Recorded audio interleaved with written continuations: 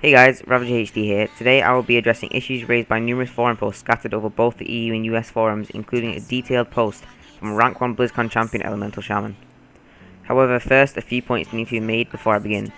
1. I will not be addressing hybrid heals as they are broken and, well, they need to be nerfed. 2. I will link every forum post I have found constructive in the description below. 3. Last but not least, I will be comparing to other hybrids to make things fairer. With the removal of lava flows from the game, when a healer dispels flame shot from your target, there is no penalty. Whereas back in Kata, we had a 90% spell haste benefit when it was dispelled. So for example, we'd have a few spells that we could cast extremely fast, like a healing surge that was a like 0.7 cast. I'm not really too sure why it got removed.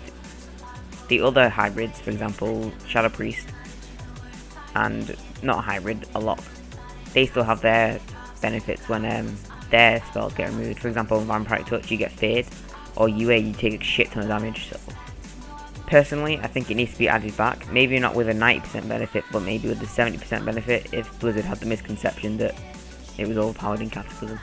My next point is about the loss of the passive and defensive buffs we used to get in Cataclysm. For example, we used to have 12% passive magic damage reduction, and we also used to have 15% increased healing. They removed all of that. I'm not sure why. No one else's passive benefits got removed, so I don't understand. Shadow Priests and Boomkins have 15% damage reduction in their forms. Now you might say, well, we have mail armor. However, did you know that a Shadow Priest with Inner Fire and Shadow form up will actually have more damage reduction across the whole board, not just melee like mail armor provides, than we'll ever have. For my next point, I'm going to talk about the first tier of talents. Stone Bulwark is our new Stoneclaw. It's an average absorb. No, I'm going to say mediocre, because it is. It's about a 40k absorb at level 90, and then it takes 11k afterwards. But basically that means that if you don't take damage when you first put down Stone Bulwark Totem, the absorb that was there gets replaced by a lower absorb. Now for me, I don't see the logic in this. It should just be that it stacks up and up if you don't take any damage. You shouldn't be given a penalty if you don't take damage, which is really pointless. Who's this?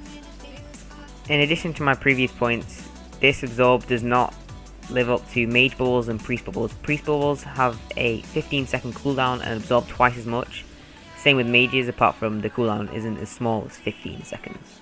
Also, Stone Bulwark and Earthgrab Totem share with each other, so if you root someone and then you need to also use an absorb totem, the root will go away, and vice versa. When you use Stone Bulwark and you need to root someone, you root and the bulwark goes away, so you don't even end up using the full duration of the Stone Bulwark Totem. My next point is going to be about Capacitor Totem. Capacitor Totem charges for 5 seconds. This, at first, I thought would be cool, but the fact that you can auto-attack it once and it's gone, and that it takes 5 seconds and you can just run away for like 1 second before it explodes and it won't get hit. I think it's the only stunning game you can avoid by actually just running. Overall, I feel Capacitor Totem is just clunky, and the mechanics just need to be changed because, well, they're just not fair at the current state of the game. My last point is on global cooldowns on weapon imbues. Right now it's clunky and not viable to imbue dance. Removing the global cooldown would open many possibilities in the Unleash Fury talent. For example, switching to Rockbiter and using Unleash Elements, and then switching back to Flame Tongue to gain a 40% damage reduction. However, I'm unsure whether this would be too strong in PvP, but it's a simple yet effective change, so consider it. Overall, I'm actually quite satisfied with how Blizzard has done with all our talents.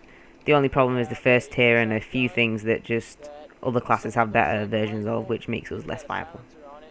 But if Blizzard actually puts a bit of thought into Elemental Shamans, they could be a really good class.